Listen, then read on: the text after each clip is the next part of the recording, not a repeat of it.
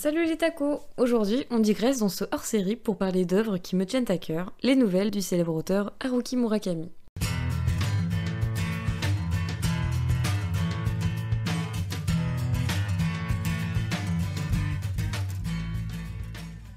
Avant de commencer, je me dois de redéfinir ce qu'on entend par nouvelle.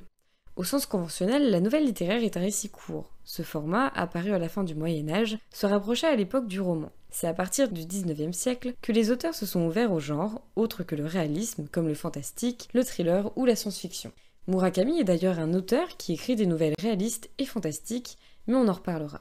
Pour finir sur cette présentation très rapide de ce qu'est une nouvelle littéraire, cette dernière suit souvent un schéma narratif simple et défini, une situation initiale, un élément déclencheur ou perturbateur, des péripéties, un dénouement ou une chute, et une situation finale. Le récit se concentre donc la plupart du temps sur une seule action et sur un nombre de personnages réduits qui évoluent entre le début et la fin du récit. C'est sur ce postulat que l'on peut commencer à parler des nouvelles de Haruki Murakami, puisque cette définition convient et ne convient pas vraiment à ses œuvres.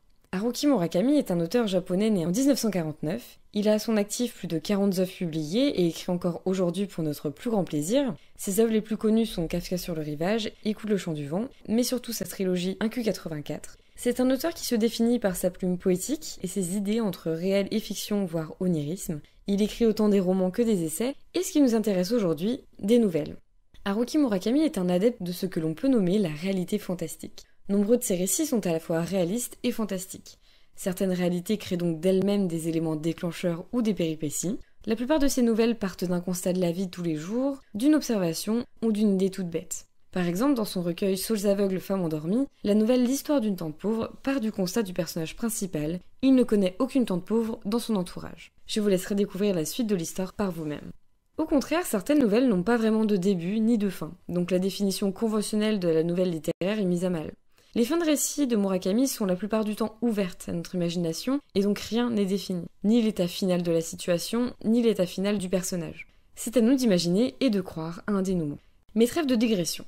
Qu'est-ce qui fait des nouvelles de Murakami des très bonnes lectures ? Je pense que le style d'écriture de l'auteur et sa plume, qui vogue entre réalité et fiction, y font beaucoup. J'ai découvert Haruki Murakami avec son recueil de nouvelles Après le tremblement de terre, et c'est cette écriture et ce style qui m'ont donné envie de découvrir ses romans. Je trouve que l'auteur est très habile dans ce genre, puisqu'il manie les codes de la nouvelle à la perfection, en s'en éloignant même parfois. Tous ces courts récits se lisent d'une traite, et chacun demande une certaine réflexion avant d'enchaîner les suivants. L'auteur a des idées très diverses qui oscillent entre beaucoup de genres, réalisme, imaginaire, horreur, et d'émotions, indifférence et observation, éblouissement, peur, amour, haine et tristesse, et dont il faut saisir la portée pour chaque texte. Pour le moment, je n'ai lu que 3 de ces recueils parus en France. Après le tremblement de terre, Des hommes sans femmes, et plus récemment, Saules aveugles, femmes endormies. Il faudrait que j'arrive à mettre la main sur son premier recueil, L'éléphant s'évapore. Ces 3 lectures étaient totalement différentes les unes des autres. Après le tremblement de terre recueille 6 nouvelles sur le thème des failles intérieures présentes en chacun de nous. Murakami écrit ses récits après le tremblement de terre de Kobe en 1995.